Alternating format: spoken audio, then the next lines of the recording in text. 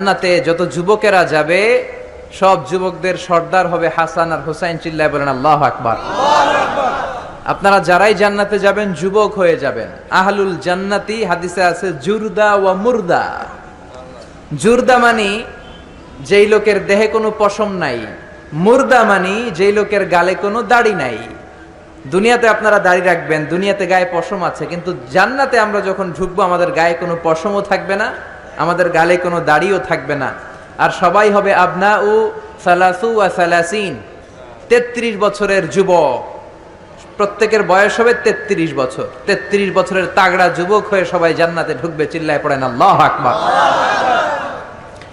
আবার লোকেরা যখন জান্নাতে যাবে কেউ কালো থাকবে না, সবাই সুন্দর হবে। সুন্দর বানাবে কে? আল্লাহ। যত নারীরা ঢুকবে কেউ ছোট হবে না, কিশোরী হবে না, বয়োবৃদ্ধা হবে না, সব নারীদেরকে যুবতী বানাবে কে? আল্লাহ। জান্নাত হচ্ছে যুবক যুবতীদের জায়গা, বয়স্কদের স্থান নাই। আপনারা যারা বয়স্ক আপনারা রাগ করেন না, আপনারা যুবক হয়ে ঢুকবেন। চিল্লায় বলেন আল্লাহু আকবার। এক মহিলা এসে বলল, ইয়া রাসূলুল্লাহ আউসিনি, আমাকে কিছু ওসিয়ত করেন, কিছু নসিহত করেন, কিছু উপদেশ দেন। বিশ্বনবী বললেন, তোমারে উপদেশ দিয়ে কি লাভ? তুমি এত কালোর কালো, কোনো কালো মানুষ তো জান্নাতে যাবে না।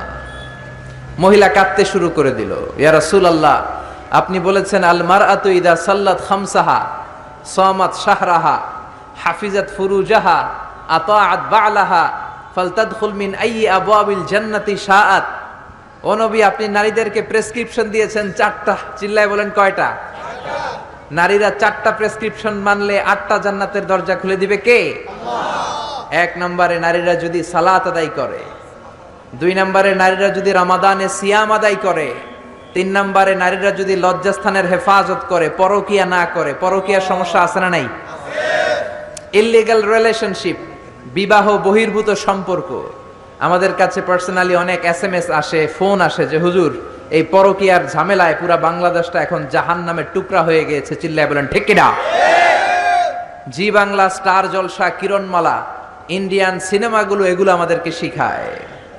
আমাদের ফ্যামিলি বন্ডেজ নাই, আমাদের রিলেশনশিপ নাই, আমাদের নিজেদের মধ্যে ভালোবাসা নাই। একটা সময় ছিল ফ্যামিলিতে খুব বেশি ভালোবাসা ছিল।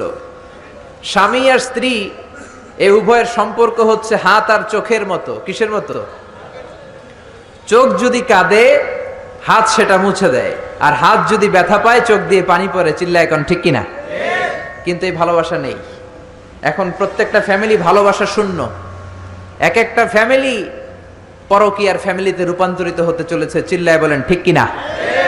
বিশ্বনবী এরকম শিক্ষা আমাদের জন্য নিয়ে আসেন নাই। বিশ্বনবী নিয়ে এসেছেন ইউনিভার্সাল শিক্ষা।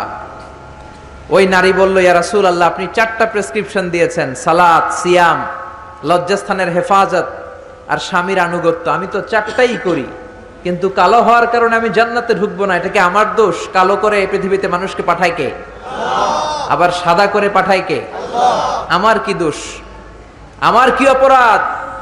What is my wrong?